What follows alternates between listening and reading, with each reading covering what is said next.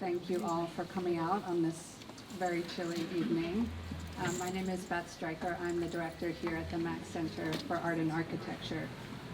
For those of you who are not familiar with the MAK Center, we are a contemporary, multidisciplinary center for art and architecture, and we steward 3 historic sites that were designed by the Austrian-American architect Rudolf M. Schindler. So the Schindler House here in West Hollywood, the Fitzpatrick Leland House in Laurel Canyon, and the Mackey Apartments in Mid-City. And we animate these sites year-round with exhibitions, programs, and residencies. I'm going to keep it very short so that we can get right to the event tonight. And it is my pleasure to introduce the MAK Center's Residency and Exhibitions Associate, Jamison Edgar, who will be moderating tonight's panel. Thank you.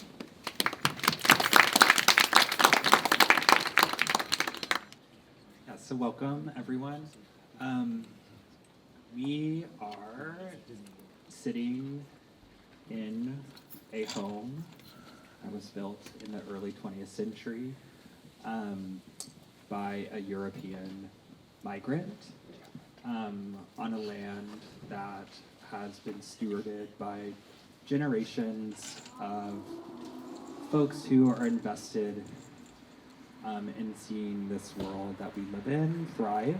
And I just want to begin this conversation today about ecological thinking by acknowledging the various ancestors that we have that have made this space possible, and in a lot of ways has inspired this construction of this house and this beautiful land that we live in.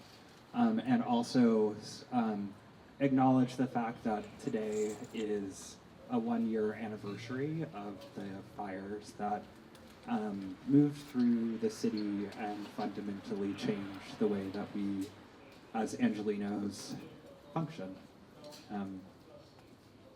So I just want to start by acknowledging that, and then moving on to spotlighting the exhibition that a lot of you got to experience before you got here. Agnes Denes, The Future is Fragile. It's an exhibition of Agnes's over 6 decades career. And one thing that I was really excited when Beth was telling me about the project at first was there was a real interest in seeing how positioning Agnes's work in this setting could be a way to activate and to champion the work that is being done by local activists and artists, and this really was a panel that grew out of that impetus. So that is, I encourage you to look more about Agnes's work as the panel is over. But the title, Echology, it is a phrase that Agnes Denes uses in one of the videos that is in the back of the exhibition space. And it was something that really struck to me as something that is a play on words. She does this a lot with her writing, where it's both eco, ecology, ecologic. It's these kind of nesting systems inside of each other. And I really thought this could be a really great opportunity to bring Lauren Braun, Aroussiak Gabrielian, and Debra Scacco into conversations and think about that echo and the ways in which Agnes's work is echoing through the work that we are doing today. So I'm going to give a little brief intro to Agnes for folks. I know a lot of you know her, but just to kind of give a short introduction. So Agnes Denes, she was born in Budapest in 1931. And as a teenager, she was living in Sweden. She migrated to Sweden. And she writes about watching birds a lot, and really thinks about the first work that she ever did, conceptualize the philosophical work, is rooted in the observation of migratory patterns of the birds in Sweden. She says in the video in the back, if you listen to it, that ecologic is nature's music. It's its rhythmic revolution, the logic of nature's undulating motion, which I think this is a still from the video itself, is a really poetic soft work to sit with. And this is a quote that I found really interesting, and I really want to kind of hone in on this last bit, which she says, nature, her work is nature articulated through human intelligence. And I do think that's one really gift that Agnes has given us, is this framework to think about orientation and vision and seeing the natural world through what we bring to it. And I really kind of want to ground that in this conversation. In the 70s, Agnes started as a writer and a drawer before she was doing the work that she's most famous for, her land interventions. And she was trying to kind of do these large-scale interventions on small pieces of paper. So this is a diagram that is the creation of the universe from the singularity into now. And it was an early lover of mathematics and logic, and found a way to use her drawing practice as a form of containing the sublime nature of the world that she saw daily.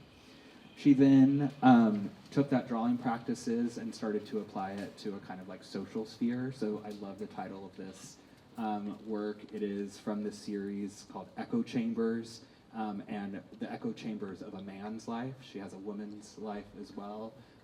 And just thinking about how line and intention and what she calls these philosophical drawings can also speak to kind of the social dynamics that we're living in as well.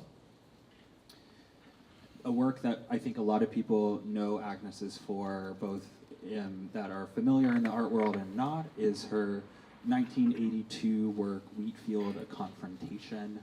In many ways, this work speaks for itself, but it was a 2-acre wheat field planted in Lower Manhattan that would eventually become Battery Park, that yielded over the course of its planting 1,000 pounds of wheat that were then harvested and then disseminated to 28 cities around the world.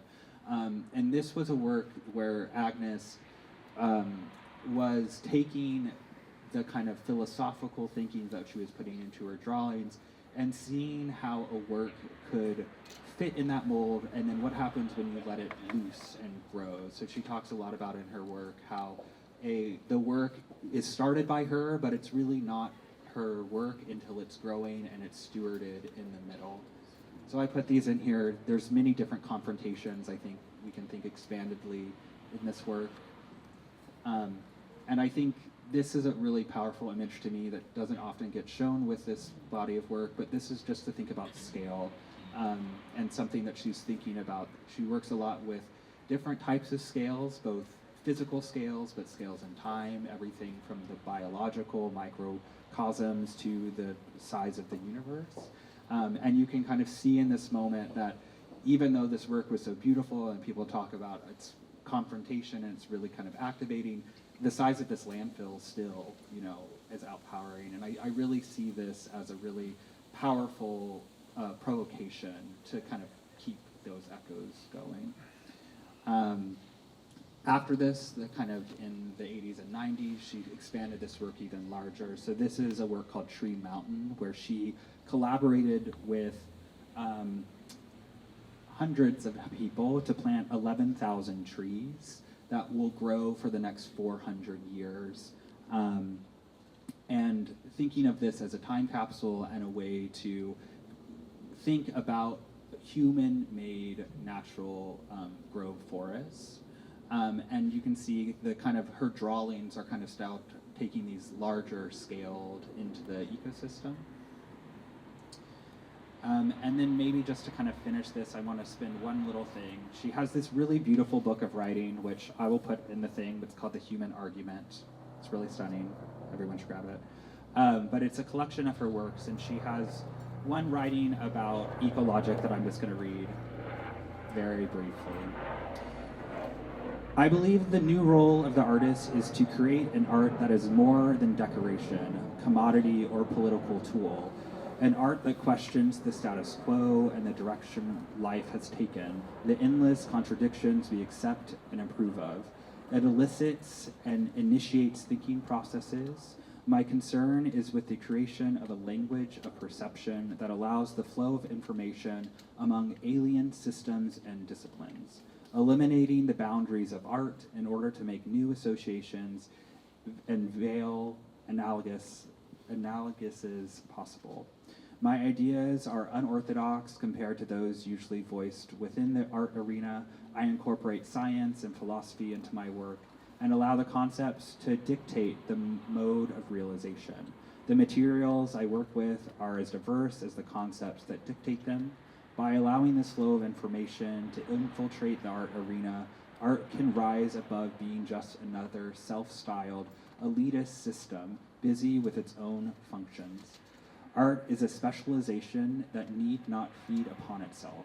It is capable of imbuing key elements from other systems and unifying them into a unique, coherent vision. Art need not be restricted by the limitations inherent in other systems and disciplines. And with that, I really am excited to introduce 3 people who really inspire my own thinking, who are bringing a lot of disciplines to this conversation. And the first one we'll start with is Debra Scacco. Thank you, Debra. Thank you. You can just say, thank you, Jamison, for the invitation to be here, to be in dialogue with 2 brilliant artists who I hugely admire and respect, and of course in the context of Agnes Denes is such a gift, so thank you.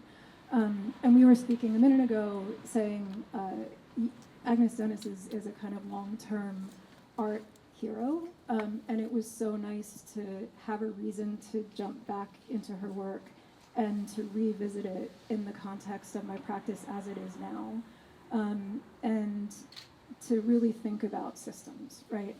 So I want to start with this phrase, everything is a line is everything. And this is a phrase that has been in my studio for many years, that came from my mentor, Glenn Creason at LA Public Library, when I was researching maps of the history of the LA River. And I was saying, why aren't there more maps of the river? Because that feels important. But also, why are there no maps from before, very few maps from pre-1800? And he just very casually said, oh, well, maps really started to circulate to document ownership. And that statement changed everything about how I see the world, right? Because as a person who lives in this time, I navigate through maps, and I suddenly realized that I was navigating through the lens of power, through a lens of ownership, through a lens of privatization, and through a lens of only one type of history that I had been taught, right? So that line really resonated and has become the foundation of my practice. I also want to acknowledge within this context where we are now, and Jamison, thank you for acknowledging the 1-year anniversary of the fires. That's really important. We are also in a political moment where a woman has just been murdered for protecting her neighbor from being unlawfully abducted. And America has just unlawfully invaded a country to exploit natural resources and to prop up the US dollar, right? And all of these things are systems, all of these things are lines. So I really wanted to think about where does this all come from, right? So if you go to the next slide, this is a drawing by Harold Fisk. This is drawn in 1944. It is the lower meander of the Mississippi River, and it's showing the previous courses of the Mississippi. This has, again, been one of my guiding drawings of my practice for decades. I believe that these are the lines of nature. These lines are adaptive, they are regenerative, they are collaborative, they are reciprocal. Next slide. This is one of the early maps of Los Angeles during Spanish colonization, where we're starting to see land become very graphic, right, and very regimented. And on many of these maps, you see the names of the folks that are colonizing, and those names remain in the city. Next slide. This, of course, is the border wall between US and Mexico. So this is a line that tries to tell us who we are, where we belong, who belongs here, and who is worthy. Next slide. And this, of course, is a map of the East LA interchange, which is the line of infrastructure, right? So it's this kind of like connecting yet separating, erasing communities, white flight, redlining, all of the things that are connected within this. So when I think about these lines, these are all rooted in cartography, and this power is rooted in cartography. So the question that I ask myself is like, as an artist, how can I move away from a cartography of power and violence to a cartography of interdependence? Next slide. So this is a work that was recently at the LA Public Library, and this contains 2 maps, one being all the known previous courses of the Los Angeles River, and the other being an early freeway system. So I see these as like almost interchangeable in Los Angeles as to how we navigate, and one sort of very much communicating with the other, right? And this is intentionally abstract because when I work with cartography, I'm interested in removing it from the context, because what it does is show us that it is just a line, right? And so a lot of folks didn't believe when I said that this was actually geographically accurate, but then if you see the very bottom left corner, there's nothing there because that's the Pacific Ocean. Next slide. And so these were really made through a process of both peeling and pouring. And so it's this kind of contrast of nature and infrastructure. It's contrast of like Harold Fisk and the colonizer. It's like the contrast of the graphic and the sort of meander, for lack of a better word. This map, again, is all the previous courses of the Los Angeles River, but really thinking of the power of the line and feedback loops. So it starts with a very simple line drawing, and then each line emanates out from the last. And what happens there is that you get these extraordinary currents, and each is just the result of a single line. Next slide. And this is a map of the present in a lot of ways. So this is a piece called Shifting Baseline. And this is actually a rubbing of a concretized tributary of the Los Angeles River in dialogue with sand from a dry lake bed in Borrego Springs. And if you go to the next slide, you'll see the sort of staccato marks are the rubbing of the falsified area where the Army Corps has deemed the river should be, as well as the sand from a dry lake. These are both areas that are perceived of as spaces without life, but the reality is that there is life underneath them, right? So there is life under the river, under the concretized river, and under the dry lake is a species of fairy shrimp that when it rains, awaken, they become the backbone of the ecosystem, and then they hibernate again until the next rain. So this is really just actively opposing the idea that anywhere is nowhere because there is life everywhere. Next slide. So really thinking about the past is in the present is in the future, right? This is like another thing that I think about a lot with systems is that they are cyclical, which is a part of why I love the ecology. I can never say it properly, but the echo is something that's very important in my practice and in my work. So if you go to the next slide. This is a map of an existing water system in Santa Monica. Again, this is geographically accurate, but is actually made of clay. So I am just completing a 2-year tenure as the artist in residence for the City of Santa Monica Water and Sanitation Divisions.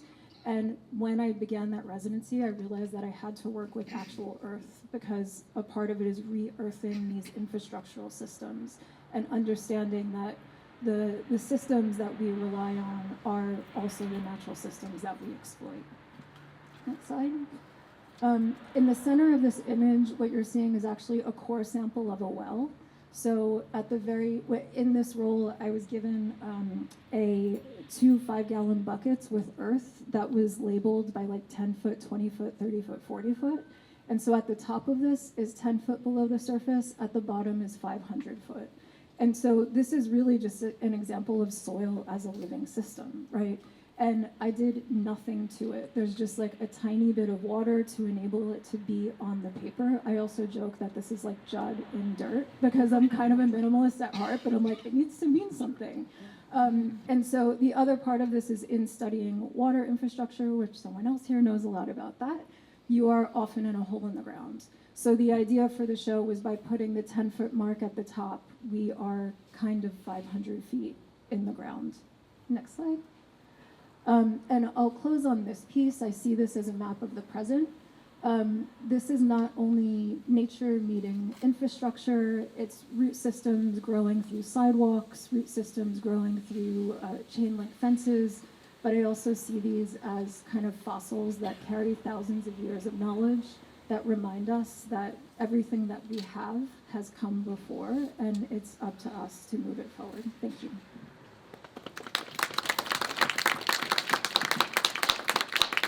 And now, Lauren Bong. I want to begin by naming the artist whose work I'm holding close to myself tonight, and thank you for the opportunity to do so. In thinking about Agnes Denes, it brought up for me Helen Meyer Harrison and Newton Harrison, Susan Lacey and Leslie Labowitz-Starris, Mel Chin, Sherry Rabinowitz, and Kit Galloway. And what unites these artists is not necessarily the medium or style, but a shared logic that ecology is more than background, it is ethics, systems, and care enacted over time. I want to begin with these two ancient words, oikos and logos. Oikos means home. Logos is logic, pattern, and the way a system holds. Together, they point to something simple and difficult: how we keep house. Not housekeeping as tidiness or control, but housekeeping as the act of defining an envelope, the conditions that allow life, movement, and meaning to continue.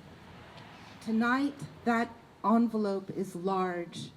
Let's discuss the North American continent. From the late 20th century to now, from Cold War logics of control and containment through post-9/11 dynamics of security, extraction, and acceleration. During this period, we've watched systems harden, rivers straightened, land zoned, bodies surveilled, resources managed as if they were infinite.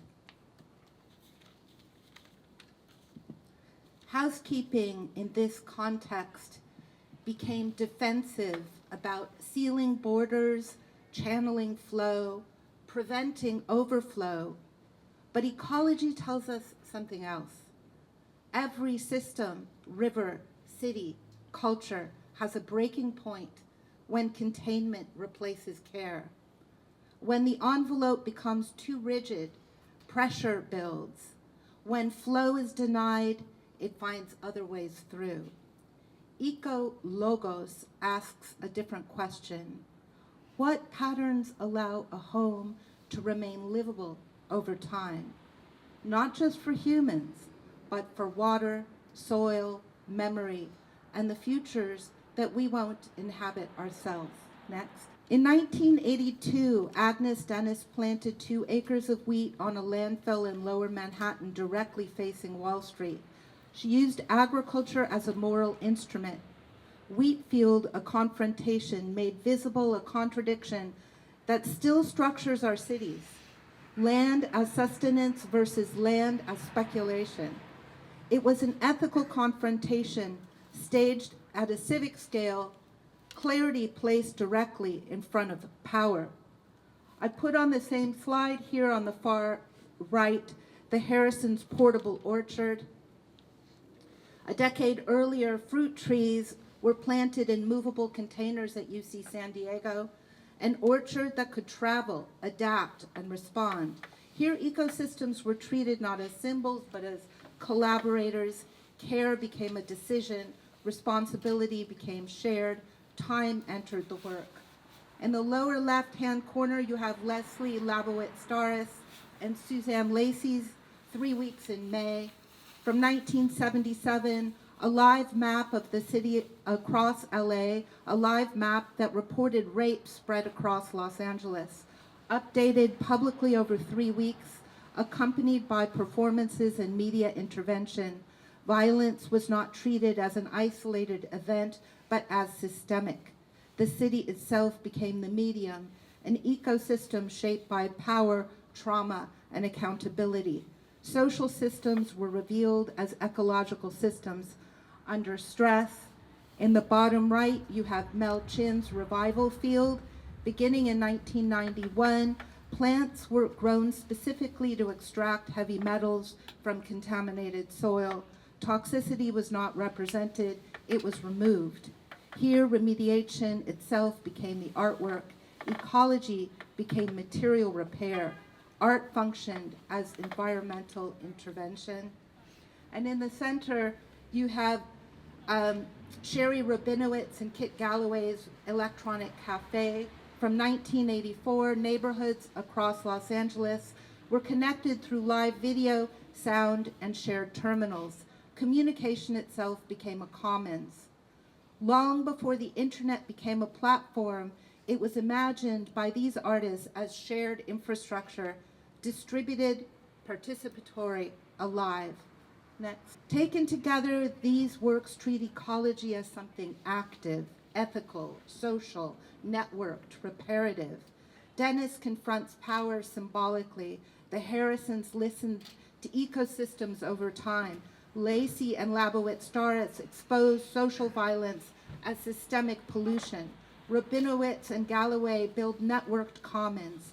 Chin turns remediation into form. This is the lineage that Not a Cornfield emerges from. In 2005, these 32 acres you've seen as a green patch here sat on a former rail yard at the edge of downtown Los Angeles, and they were planted with corn, not as agriculture, not as symbol alone, but as a temporal interruption. The work paused development, real estate development narratives, long enough for the land to remember that it was a floodplain, a soil, and a commons long before colonization. Where Wheatfield staged confrontation, Not a Cornfield staged suspension. Where earlier work asked how to care for living systems over time, this work asked what happens when time itself becomes the medium. Governance, permits, zoning, delays, public attention became material. This was not a representation of ecology. It was an ecological condition enacted inside the city. Next. From Not a Cornfield to Bending the River, that pause raised a question that did not resolve when the corn was harvested. What rights do a floodplain have once a city has been built on top of it? Bending the River takes that question out of the symbolic register and into infrastructure. Where earlier ecological work staged confrontation through contrast, this shifts the frame from object and backdrop to system and reconnection. Next. Here we see the Los Angeles River, long treated as a concrete conduit for moving wastewater out to sea, opened up. Here it's reimagined as a circulatory system capable of meeting the city again. Water will be lifted off-grid, passed through wetlands and treatment systems, and returned as a living water, irrigating adjacent parks, including the Los Angeles State Historic Park, where Not a Cornfield was. This is not a representation of ecology. It is an ecological condition enacted inside governance. If Not a Cornfield asks whether development can be paused, Bending the River asks whether repair can be sustained. This is where abstraction becomes permission. Next image. Cutting the river's concrete into a triangle turns infrastructure into a readable object. The triangle is a wedge, a way to reimagine, re-entry rather than removal. It is not symbolic, it is a reductive gesture that makes infrastructure legible and therefore mutable. Once the river is bent, it can braid, picture on the right. The braid is not an image, it is a behavior. It is the oldest mathematical model that we know of. It is what water does when it's given time, space, and permission. This is the shift from reading the land to letting the land act. Once the river is allowed to braid, a larger question emerges. A river is not a single line. It is part of a watershed. Next image. Meandros, our next work, works at the scale of the Bologna Creek watershed, one parking spot at a time. Sorry, next image. Works at the scale of the Bologna Creek watershed, one parking spot at a time, in small, repeatable acts, first at our studio, then at 18th Street, now at Eco Village and Crenshaw Dairy Mart. Small, repeatable acts lifting asphalt, reconnecting soil, allowing water to infiltrate. Each site is modest. Together they form a network. Maintenance becomes culture. Care becomes cumulative. Next slide and video.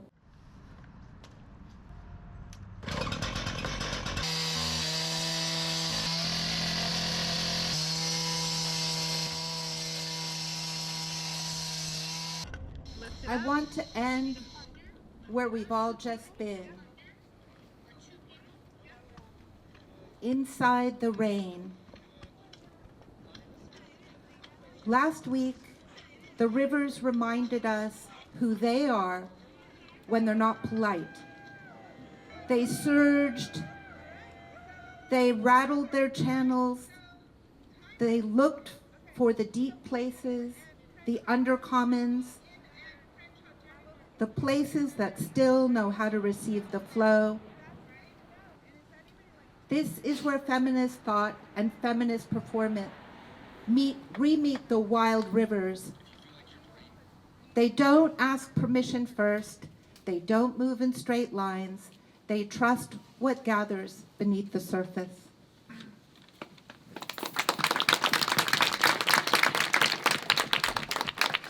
Thank you, Lauren. And last, Aroussiak Gabrielian. As a side note, before I begin, Agnes Denes has been one of the figures I list and name in influencing my intellectual trajectory.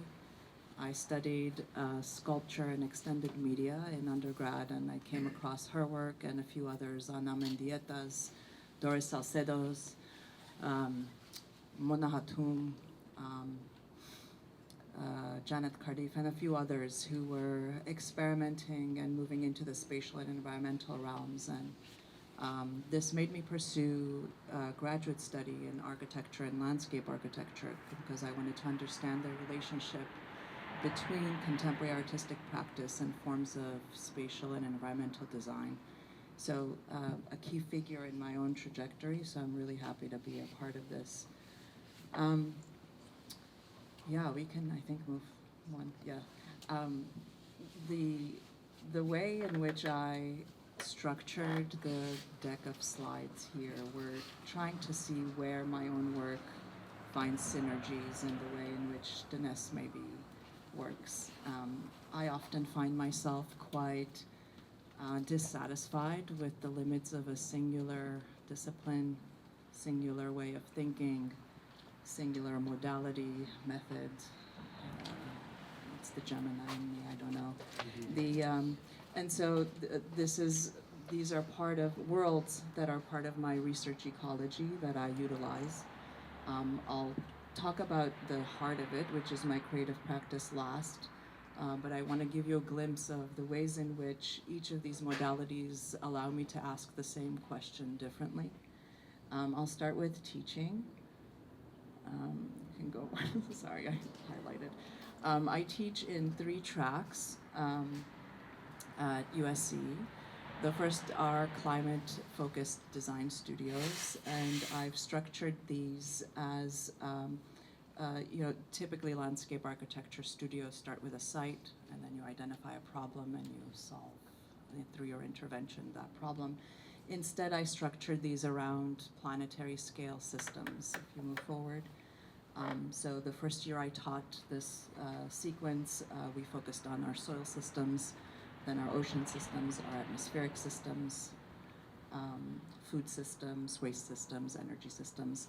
A key component of this is to, and to kind of reflect back on Debra's talk, is to recognize the inheritances that cartography and the power dynamics that it perpetuates. And so a huge focus is to get students to draw their own maps of the dynamics that they're studying in a way that defies the logic of the Western kind of cartographic methodologies, which connects really nicely to, I think, the way in which Denes uses drawings as well, not only to image, but also to imagine an alternative kind of possibilities for how we exist and relate.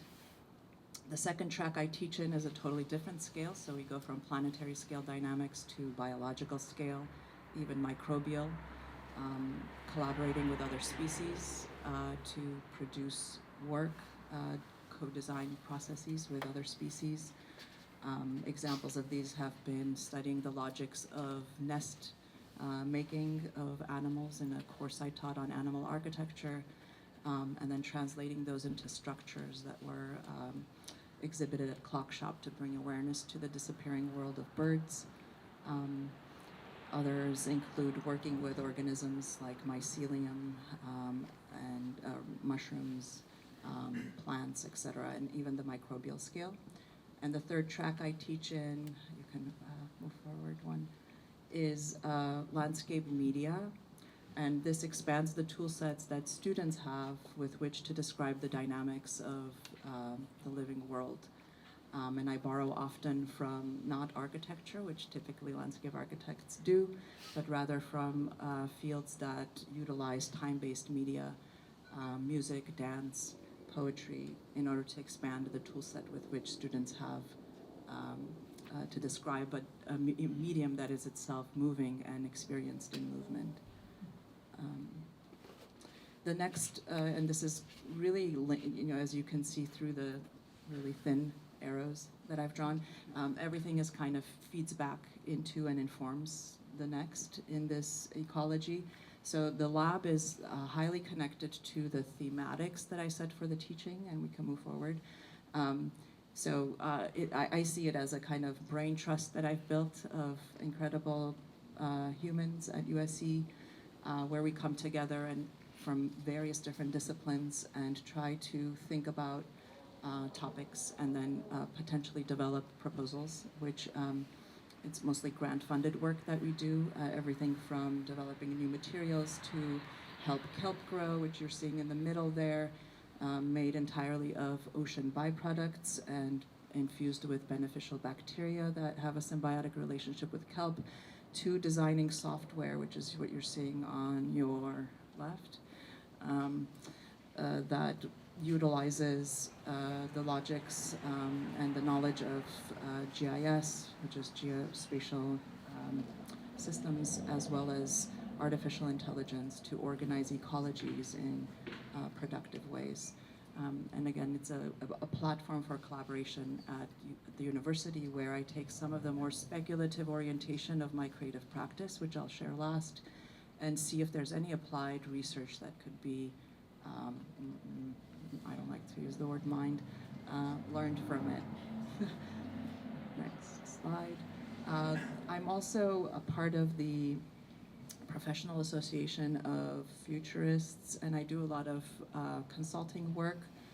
This allows a platform, if you move one forward, to essentially influence companies, organizations that want to imagine the conditions, geopolitical conditions, environmental conditions that are to come, to better prepare for it. So it's a kind of gives me an audience that I wouldn't typically have in order to hopefully push them towards more ethical directions. And then lastly, writing. As an academic, I'm supposed to write in a particular way that's scholarly, and I do that. But what I enjoy, what I enjoy more is thinking about writing as a design practice, and doing it more creatively. I've been doing a lot of readings and performances. This one was staged at the Getty, which I saw. Hello. For the Earth Day events, which were last spring. It was a meditation with a tree, and this is a very tiny excerpt from a 20-minute guided meditation that brought people into contact with a particular tree in the Getty Garden, and went through philosophical, spiritual, cultural, and biologic aspects of this tree in order to attune ourselves with it. Let's move forward. So lastly, my creative practice. You can move forward one. It vastly different scales, and sometimes it's situated and responds deeply to the ground that I stage these on, and sometimes it's highly speculative. To connect back to Denes as well, I pull from 3 areas of influence in my work. One is my own lived experience, and particularly the practices of my ancestors. The second is scientific writing, so the theory of the hypersea, or Lynn Margus's symbiotic planet, things of this nature. And lastly, from philosophical thought. And these are 3 areas: feminist new materialism, queer theory, and post-human phenomenology. And these are all inform the work that I produce. You can move. Typically the scale, well, all my projects tried to reimagine or encourage humans to relate to the biophysical world in more ethical ways. And I tend to work at the scale of the body. You know, Lauren has this amazing piece that asks us to create work at the scale of the crisis that we're embedded in. And I tend to do that through this, by bringing this to the scale of the body, because I often find that the climate crisis is either too big or too small for us to tangibly feel on our own skin. So I bring this to the scale of the body in order to make us feel the crisis physically that surrounds us. And we can move forward. And another interesting, I think, synergy as I was going through my work is the confrontations that Agnes Denes sets up, for instance, by where she cites her work. So I'm thinking of the Wheatfield in the context of the financial district, for instance. And it's really important for me as an activist to also create these kinds of confrontations. I think of these as staging encounters of the body with biophysical matter. So all the prototypes that I design force the body into a different kind of relation with the biophysical world. So I'll explain, if you move forward, just very briefly without going into too much detail. This is most, I think, deliberately explored through my 3-part series, Near Extinction Rituals. These are each imagined in a near future scenario where our access to food or water has become diminished. The first one imagines what happens when we deplete our soils to such an extent that we can't grow food in the ground anymore, a reality that's actually quite real in some parts of the world. So it brings the growing medium to our body and uses bodily waste to fertilize. So the cloak that you're seeing is growing 22 different species of crop. 40 pounds of crop were grown on each cloak, and human waste was used to fertilize. And it's also asking what it means to, to feed. This was, when I conceived of it, it was right after the birth of my daughter. And so I was thinking how we might use our bodies to feed more than just our kin. And so this became also kind of, an ecosystem. By bringing the food to our bodies, you're also bringing all the organisms that are responsible for food production, from the microbial scale to insects to pollinators. And so it's a kind of, you embed yourself within the ecosystems that we rely on for survival.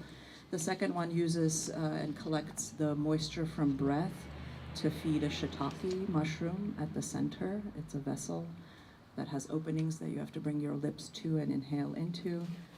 The shiitake filters that water from the breath, and common to desert animals and plants that have adapted to low water conditions, the shiitake undergoes this process called metabolic water production. So as it's eating away at the strata it grows on, it generates water that it secretes out of its body. So here you're collaborating with a mushroom to produce water for a near future scenario where our access to water might be diminished. And the last one grapples with and asks what it means to die well in the mess that we've made and in the foreshadow of our inevitable end. And it collaborates with the underground food chain and thinks of soil as kin, not as resource. Here I'm working with the scientific fact that most of the microbial life in our gut is found in soils, and not just soils that we've come into contact with in our lifetimes, but it's passed down through the mother's side through childbirth. So it's ancestral soils that we carry within our bodies. And so working with that and the fact that we eventually all, if we let it happen, will turn back to soil, it tries to rethink how we think about death and the resource, the infrastructure of life that is soil. If we move forward, one other aspect I think of, again, or I guess what I started with is this, how I feel confined within singularities. I also feel I don't like the singular voice either, and so I collaborate a lot, highly collaborative, my practice. And these are just showing you the experts and fields that I've brought in for each of the prototypes that you saw, including hydroponics experts, fashion designers, chefs. The cloak that you saw was harvested and finger foods were created by a chef, just to give you an idea of how that was involved. Glass artists, mycologists, death doulas, choreographers, ethno-entomologists. What's remarkable in bringing these people in is not only how they add to the piece, but being welcomed into their world through their lens is really an incredible gesture of generosity. But it also allows the work to be able to resonate or reverberate and echo to other audiences that I wouldn't necessarily have access to. And if we go back to the ecology, again, one of the things that's remarkable about the modalities that I utilize is the types of audiences that I can translate this work to think back to the forest that you shared. I think one remarkable thing about that project is that there's also legal rights of that forest, so the ways in which the project echoes into other spheres of life and other systems. The lab allows me to expand my work and talk to scientists, for instance, the consulting to corporations, companies, organizations. So just wanted to kind of end there. Thank you.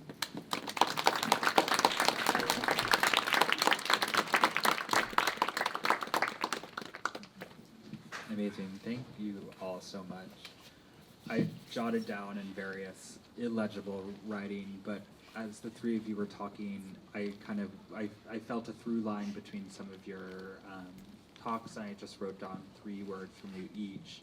The first being interdependence, the second one being sustained maintenance, and then the third is entanglement. And I just think that's like such a beautiful way of thinking about stewardship, which I think about the 3 of y'all's work really taking that word seriously across scales, across time. So I just want to thank you guys again for the work that you are doing here. I kind of want to start with a conversation about collaboration. We're talking a lot about systems, we're talking about lines, and I do think, like, Lauren, your phrasing of ecology as like good housekeeping is, the first time you've said that to me, it like ingrained into my brain, and I don't think I'll ever let it go. And I think what is so powerful to it is that good housekeeping is also who you let into your home who let into the house to collaborate with and build work with. So thinking about collaboration, all three of you, I think, are engaging in it in slightly different ways, but I think I have kind of two nesting questions. The first is, has collaboration always been a kind of part of your practice that you're thinking of as your studio practice? And if so, or if not, in these moments when you are working more collaboratively, how do you find times to hold the kind of requirements it needs to be collaborative in spirit, and also those kind of moments of interiority that I think artists really need to go deep and heavy in their work? I can start. There's two different collaborative systems that I engage in my work.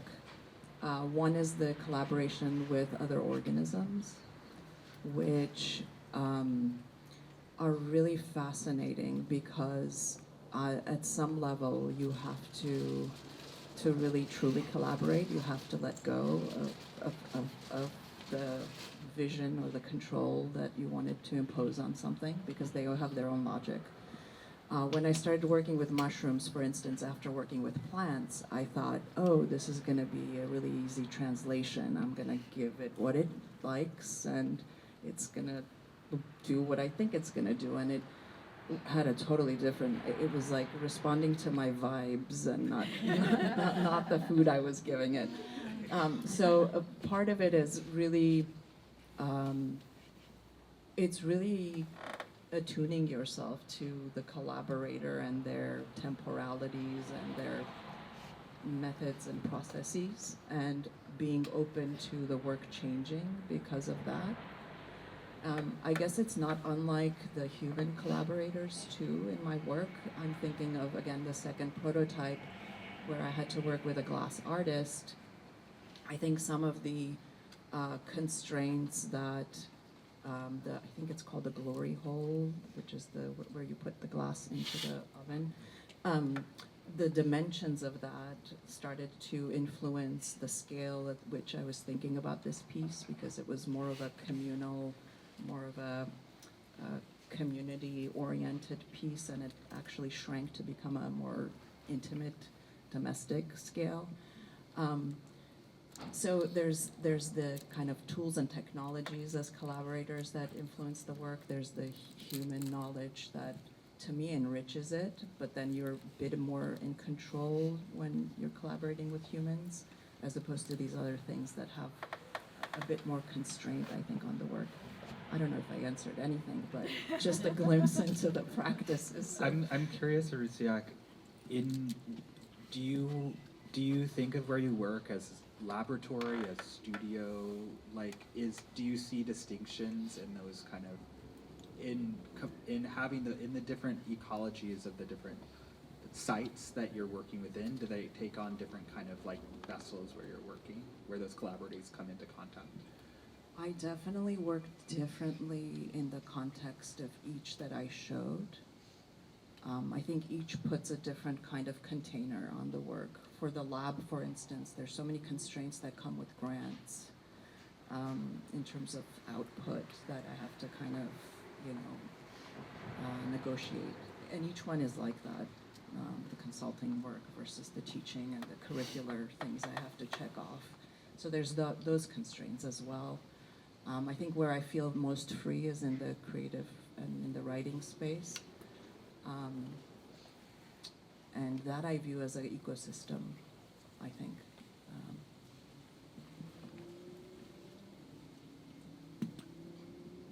Love that. I just keep on thinking about the unbearable weight of creativity, and thinking about the etching by Durr about melancholy, which is that kind of latent state that happens for all creative acts that precedes the act of creativity, that sense that it almost feels like depression, but it isn't depression. It's like anxiety and depression and excitement and like all of that stuff. And the joy of collaborating is that other people get that state of melancholy.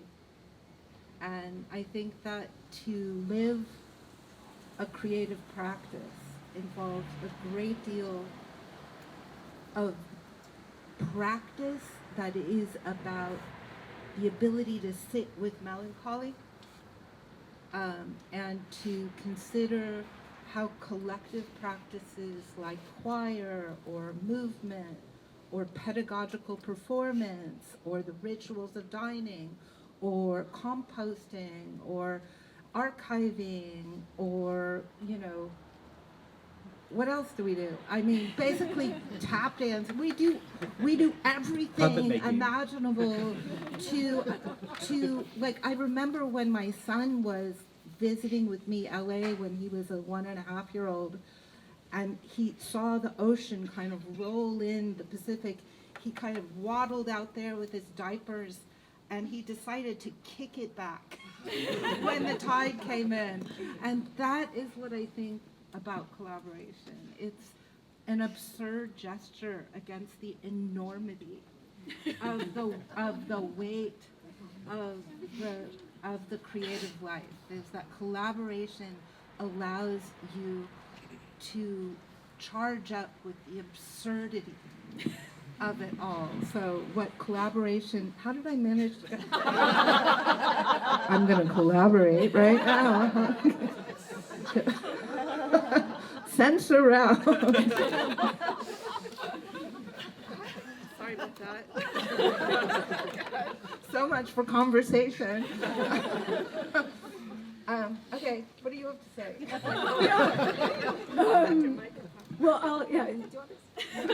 No, I mean, I'll just pick up on sharing anxiety and depression because I think that's like a great point. I think what's funny is I often say, like, I don't like people. I just want to be in the studio by myself and I just want to like make things and whatever. But the reality is that's not what I do, and it's not how I enjoy being. So as much as I like to think of myself as a person who can just like be in the studio making work, I can't. And so especially over the last 5 years, I would say I've had extraordinary collaborations at different scales with different people. And I think like the work that I've shared here is mostly studio-based work, but I also do a lot of social practice work. I also curate. I do a lot of genuine like climate advocacy in the arts sector, and none of those I do by myself, right? So I think that in some ways maybe the work that I've shared today is like a little bit more of my solo practice, but then like I also teach, and like this semester I decided to make an interdependent artwork with my students. And it sounded like a great idea. And then when it came to the end of the semester, I was like, why can't I just teach a normal class? I was like, I wrote the syllabus. Nobody made me do it. But again, I think that practice of collaboration is also a practice of interdependence if you are genuinely collaborating. And so I think like as my practice has become more and more rooted in the materiality of ecology, the materiality of systems, the materiality of interdependence, that collaboration has become a critical piece of that. Because if I'm just doing it by myself, then it's all theoretical, right? In the same way that like when I have exhibitions or when I curate exhibitions, there's always an off-site component to encourage folks to actually experience the landscape, to experience the Los Angeles River, to experience the port, to experience putting your hands in compost, whatever that might be. So I think collaboration in a way is like embracing that kind of interdependence and then being anxious and depressed and then going to the studio by myself. Do those various thoughts about collaboration, which I feel resonating with each other, like speak to y'all's understanding of mutual aid? Like a lot of what you just were speaking about sounds like a really beautiful way about how artists are arbiters of a form of mutual aid through giving back through a kind of experiential lens. Yes, I think so. And I actually think a part of that collaboration is also from,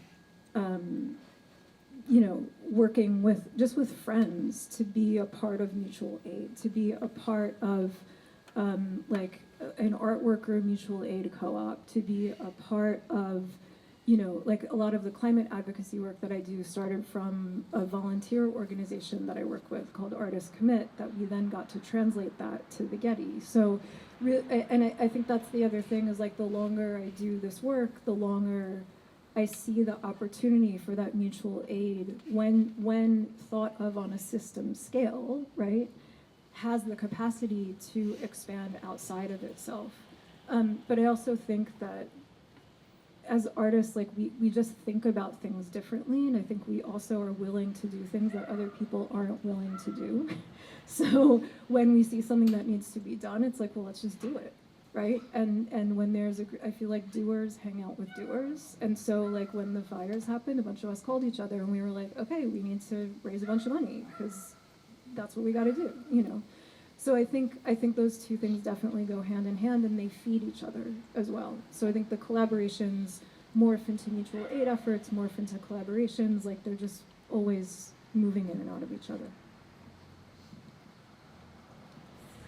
We actually grow corn, beans, and squash every year at the studio, and that in Spanish is called a milpa, and that is loosely translated as a mutual aid garden. So the corn grows tall and strong, and the bean uses the corn to crawl up, and the squash grows wide and is very large leafed, which helps keep the moisture in the ground. And that's just one example of a very successful symbiotic co-nurturing trilogy. There's so many that exist, and there's so many ways to think about it, but we definitely at the studio are deeply interested in that metaphor becoming realized as part of our practice. So just yesterday in the Milpa, we brought together many people from Altadena around fires that we burned all day long until the last person needed to cry. So we kept that fire going, and we had different people coming in and listening. We had past people who were street vendors who took a space of safety and refuge there during the ice raids come and listen as well. And so it does seem like the moment we're living in is a time where the artist action is becoming increasingly important because of the necessariness of post-institutional safe space. Our universities are no longer always safe spaces. Our museums have problems with their boards of trustees. The artist action is now a necessary platform more than ever as a space of post-institutional refuge. Yeah, I think there is something, like, I think all three of you really beautifully show how collaboration and mutual aid is a form of kinship, and folding a practice into and out of a kind of philosophy of kinship. And one thing that I think, Lauren, you were just pointing at is that the Western knowledge systems that we live under are really bad at understanding the complexity and the importance of these kinship structures that I think all three of you are introducing in your work in various ways. And it's clear, I think, on the peripheries of the three of your presentations, but I just want to name it. But one thing that I think the three of you are really amazing at doing is code switching between these institutional structures that might not always want this work to be housed. And somehow you continue to figure out how to get the work done and people in the room, and that, like, in and of itself deserves like a round of applause. But I'm curious, like, if you can kind of speak to that a little bit, and I mean, not to, like, we don't need to name names, but just like, what are the processes when you walk into a room and you're like, I want to get this thing done, I'm being asked by this organization, this collaborator at various scales, and I kind of have to, like, pull them along with me in my logic, because I do think that's part of this conversation, this system and educational, pedagogical side as well. I think I can use the example of the consulting work, 'cause that's probably the most direct and the most maybe out of place in terms of the ideas that I hope to instill into organizations that don't necessarily, in my view, think ethically as much as the other contexts I find myself in. And it's quite interesting because you have to do a lot of translating, and you have to somehow make it to the benefit of them to think in a way that is more ethical. So it's finding the ways to translate the work. You just constantly in that process of translation. And some of it, and a lot of it is also, at least from my experience, trial and error too. What works in what context? Because I find myself in context and I just have to figure it out.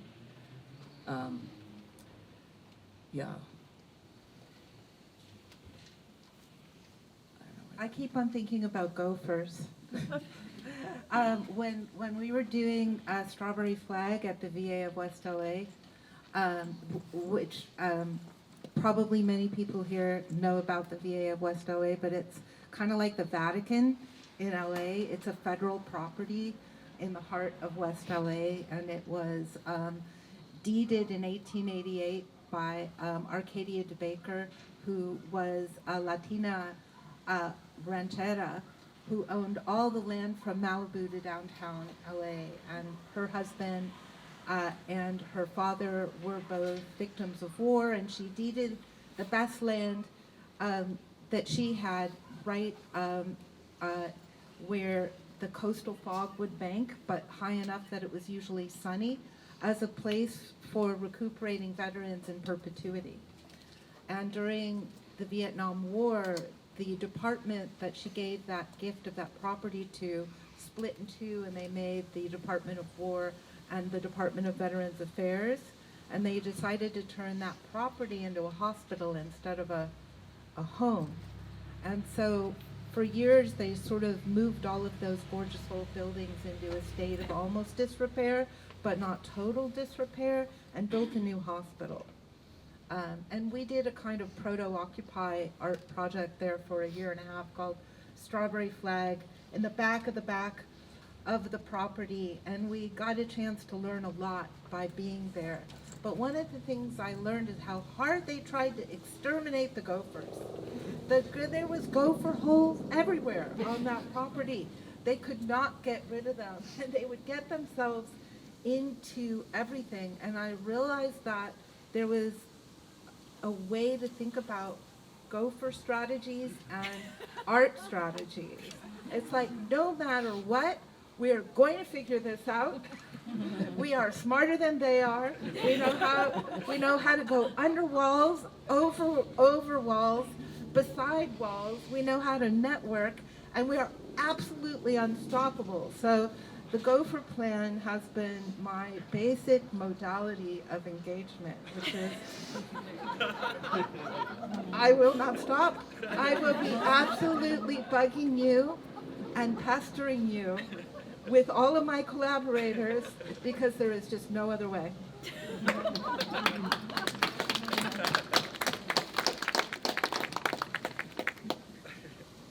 I think "be like the gopher" is going to be my new motto. I love it. Yeah, I mean, I think code switching is just like a very real thing for anyone in the world. Just in anyone who has like any kind of ambition outside of a very limited one, right? But I mean, my job for years before I was a full-time artist is I was a projects director at graphic design studios, and I used to have to write brand narratives. So that's kind of what I do, right? It's like still what I do. It was a very useful skill to learn, because ultimately you're just understanding how to take what you want to do and recognize the areas where it is mutually beneficial.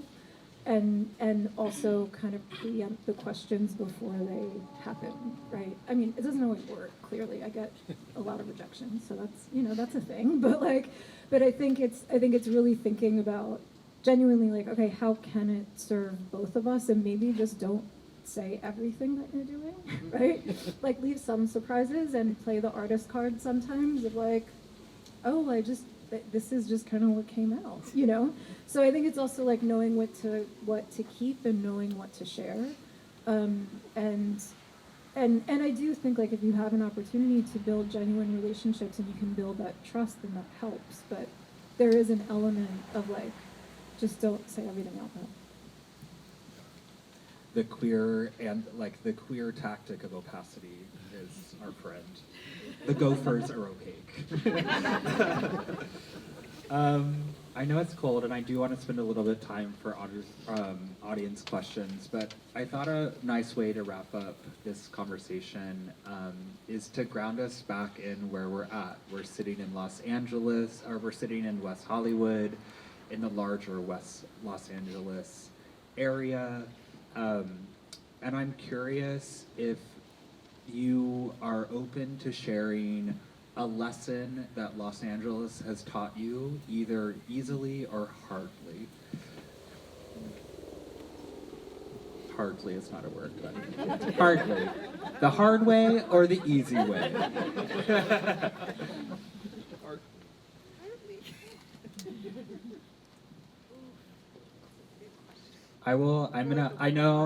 That was a big one, and I will maybe Avoid the 405. Yeah. I'll go first, just to give you guys a little bit of time, because I know that this is a big question, but it's also a question that one thing that when I was thinking about putting this panel together, the three of y'all's work really helped me locate myself here. So, and I do love this city, and I know that there's real love for this city on the other side of the table too. So I wanted to kind of leave on that note. And now I'm stalling and I'm talking, but I will say that one thing that I have been really inspired by in Los Angeles since I've lived here is that the natural world is unavoidable here. We are living in one of the largest cities in the Western Hemisphere, and you can look anywhere and you can be reminded how small you are. And I find that really, I derive a lot of joy from that. And I remember that things can be small and things can you can be part of something that's much larger. And I'm really grateful for the city for that.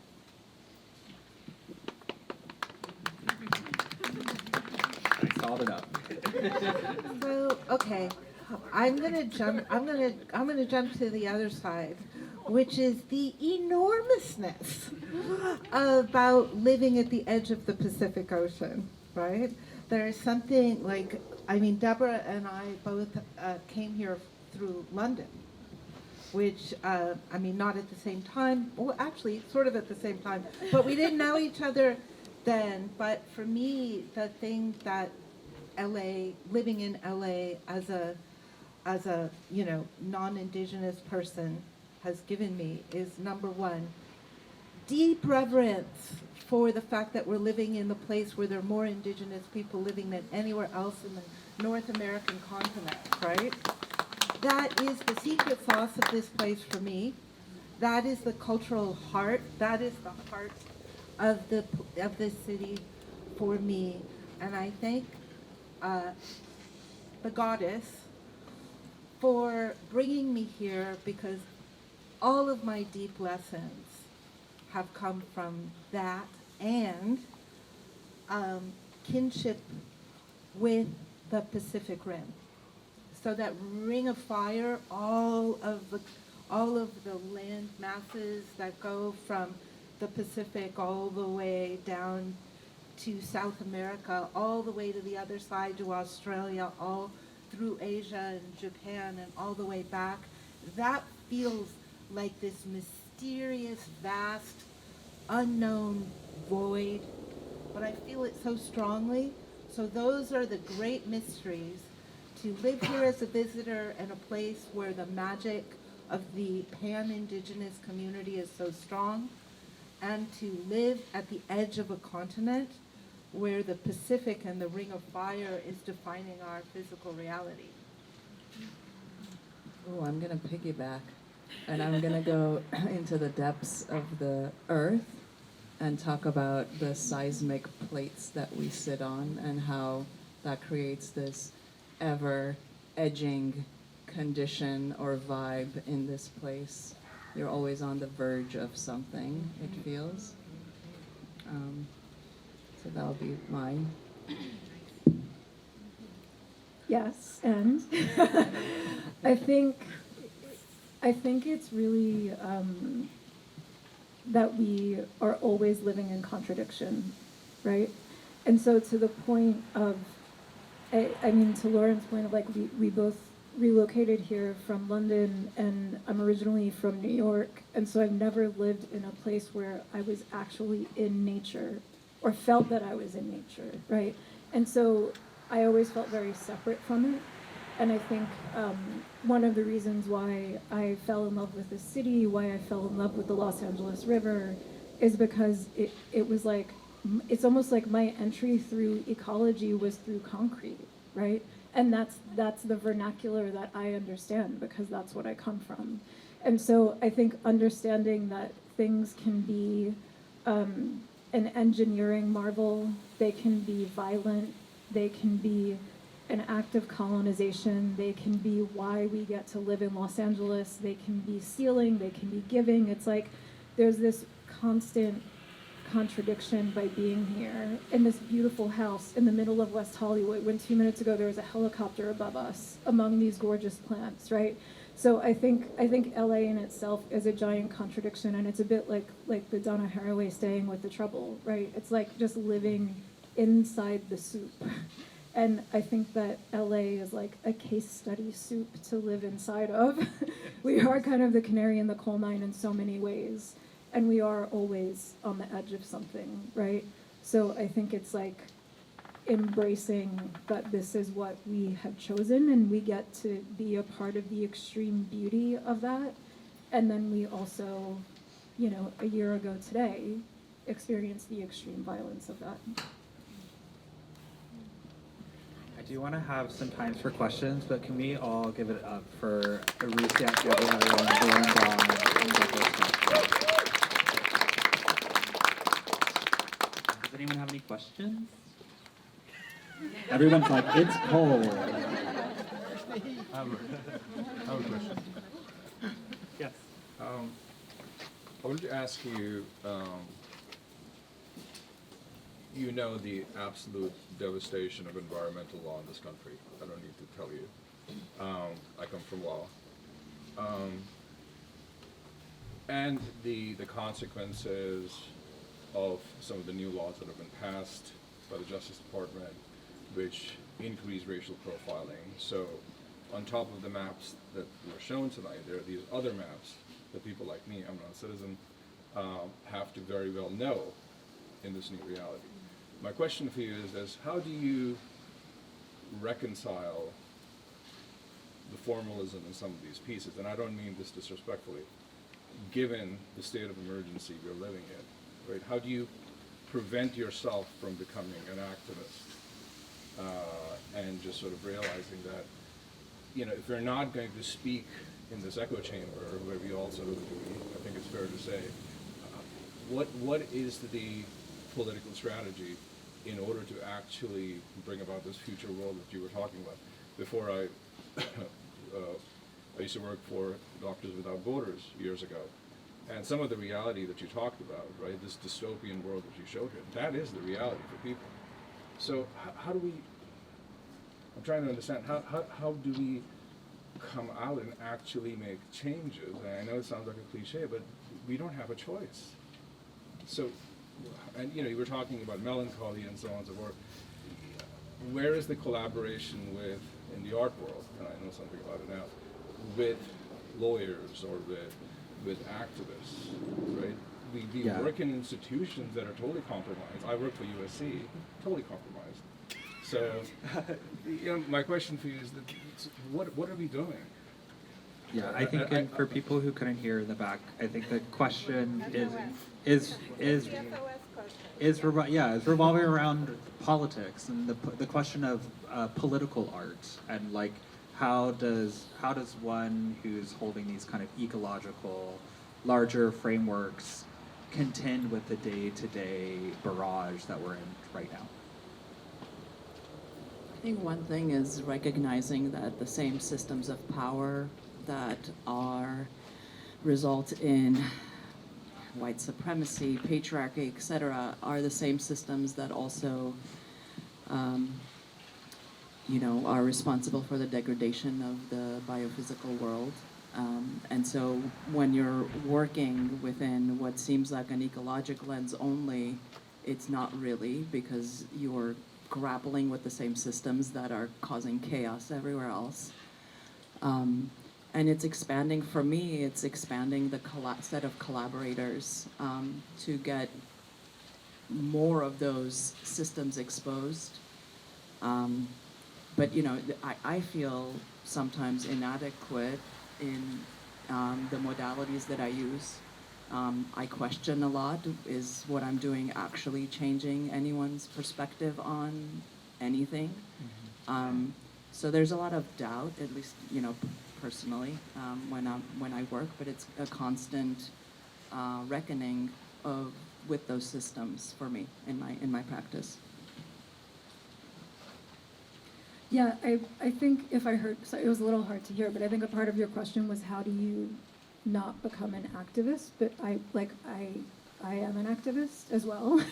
So I think I think maybe the work that we've presented is one part of who we are. But I also, again, do a lot of real-world climate advocacy. And also, I think by being interdisciplinary artists, to your point, we are engaging with folks who are actually making some of these systems, right? So I think there's a great democracy to being an artist, because when I go into, for example, a sanitation department or a water division, I'm an artist asking questions. I'm not a threat to anybody there. I don't know more than them. I certainly don't know more than them. And I can ask these very basic questions about why things work the way that they work, right? And so that's like a very slow lens for a very fast emergency. I recognize that. But I think by working with folks from different disciplines, working with engineers, with water experts, with scientists, we are trying to expand a view of folks who are actually directly impacting, how things are governed, how things are made. But I would also say, I think that all of us are activists as well. I mean, please correct me if that's not how any of us would define ourselves, but I feel like some of the joy of being an artist is being in community with other people who share my ethics so that we can mobilize when we need to, right? So again, for example, like when the fires happened, a group of friends and I started a thing and raised a fair amount of money for the National Day Laborers Network.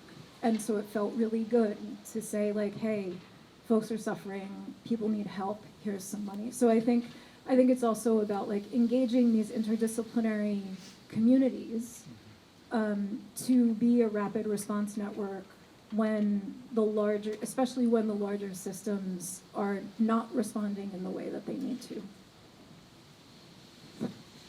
And exercising a daily practice of doubt that enables you to realize that narrative of the colonization of all of our resources, of the extractive industry that is corrupting our landscapes and our water supply, is only a part of the narrative.